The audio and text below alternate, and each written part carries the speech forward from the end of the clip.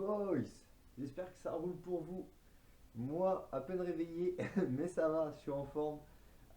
Il pleut toujours pas, donc je suis content.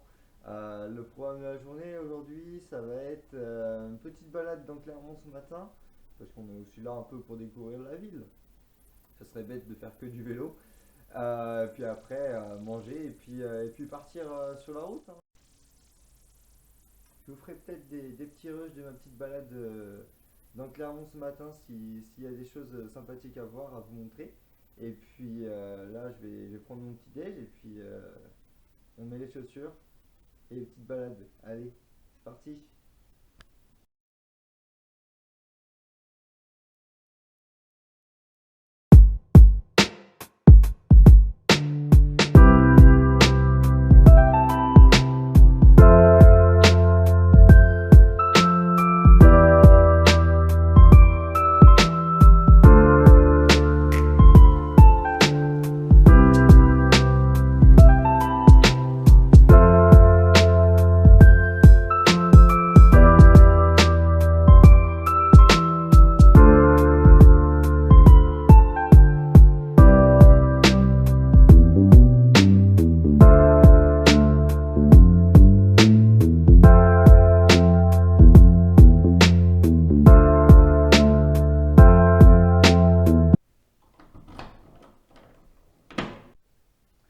Bon les boys, j'espère que vous avez bien aimé les petits plans que je vous ai fait de Clermont. J'ai bien aimé moi, en tout cas ma petite visite à pied dans Clermont, c'était bien cool. Là j'ai bien mangé et c'est l'heure du départ du deuxième jour. Aujourd'hui à peu près autant de kilomètres qu'hier, 113, donc c'est un kilomètre de plus. On a trois cols de deuxième catégorie pour commencer, dont un dès le début, hein, dès le premier kilomètre, pas d'échauffement. Un col de deuxième catégorie, ça va commencer dur aujourd'hui. Et après, il y a deux petits cols de troisième catégorie. Donc un peu plus de dénivelé qu'hier, par contre, de prévu. Il y a à peu près 200 mètres de dénivelé en plus d'hier. Il fait un peu moins froid, moins chaud, pardon, du coup. Et ils annoncent là, je vais sûrement prendre de la pluie, donc un peu moins cool, mais c'est parti. Allez, let's go! Comment commencer le deuxième jour de la pire des manières, avec 0 km d'échauffement direct. Premier col de la journée, col de deuxième catégorie, col de Cessa. Il m'a fait mal. Il m'a vraiment fait mal. 1078 mètres d'altitude. Vraiment, il y avait 0 mètre de plat. J'ai commencé l'activité. J'ai grimpé.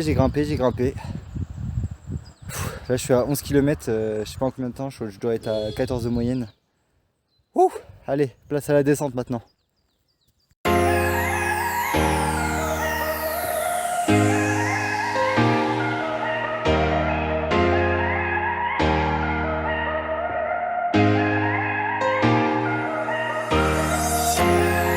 Yo les boys, comment ça roule? Moi, ça roule mais lentement. Là je suis dans l'enchaînement de difficultés de la journée. Les deux cols de deuxième catégorie sont quasiment à suivre. Donc là je suis dans le col de Guéry. Après il y a quoi, peut-être 2 km de descente seulement.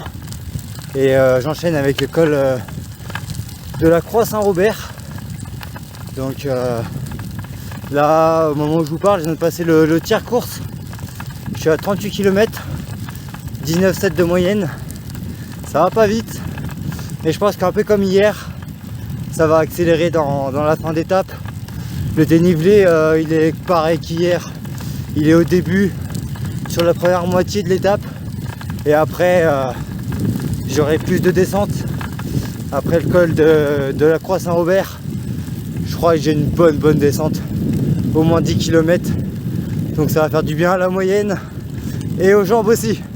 Allez, je vous laisse, faut que je grimpe. Eh bien non, lors de ce timelapse, il n'y aura pas de musique de fond, pour la simple raison que je vais vous expliquer pourquoi cette vidéo ne va pas se terminer comme prévu.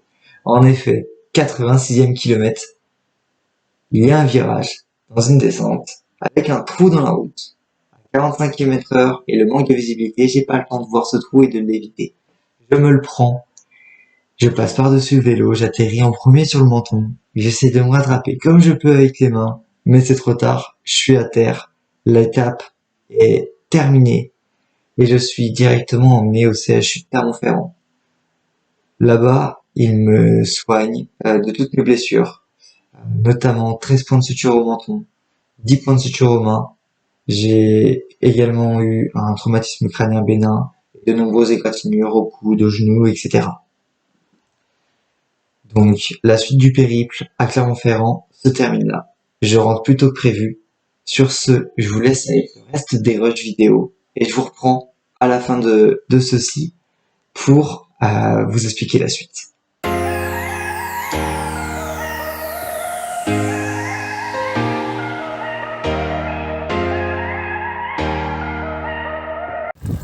Actuellement dans l'avant-dernier kilomètre du col de la Croix Saint-Robert. Waouh! Là ça pique. Là j'ai mal aux jambes pour le coup. C'est pas facile mais bon. Il y a une belle vue. Et je me plains pas. Sur ça, je suis content. Allez, je vous reprends là-haut.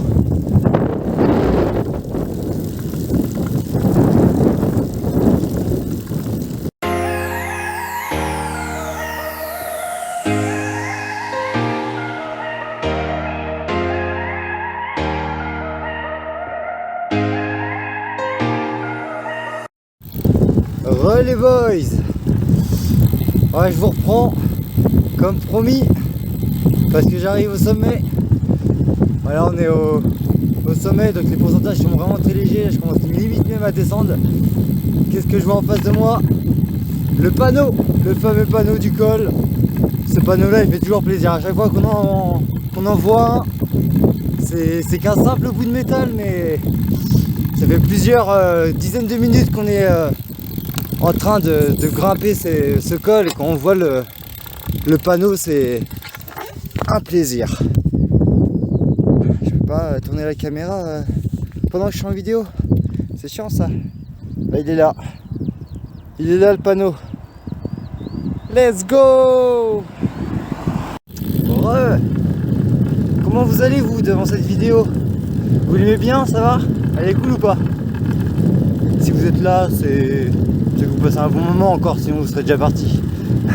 Donc pour ceux qui sont encore là, pour ceux que ça intéresse, je suis en train de franchir le premier col de 3ème catégorie de la journée. Donc ça va, c'est bien passé. J'avais des bonnes jambes dans ce col là, ça fait plaisir. Et la moyenne elle a bien monté en effet. Comme j'ai dit tout à l'heure, la descente elle a fait du bien. Là je suis à 21,1 de moyenne aux 2/3 de l'étape.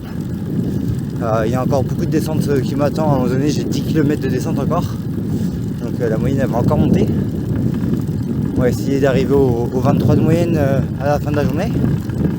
Et je pense à ça. Peut-être que parmi ceux qui me regardent, il n'y a pas que des incollabs du monde professionnel du cyclisme. Du coup, vous savez peut-être pas de quoi je parle exactement quand j'évoque les catégories des montées. Alors à savoir qu'il y a 5 classements possibles pour une côte, allant du plus facile entre guillemets au plus dur. Ça fait 4ème catégorie, 3ème catégorie, 2ème, première catégorie et hors catégorie. Donc voilà, pour ceux qui ne savaient pas ça, maintenant vous le savez et vous comprendrez mieux maintenant quand je parle de catégorie. Allez, à plus tard.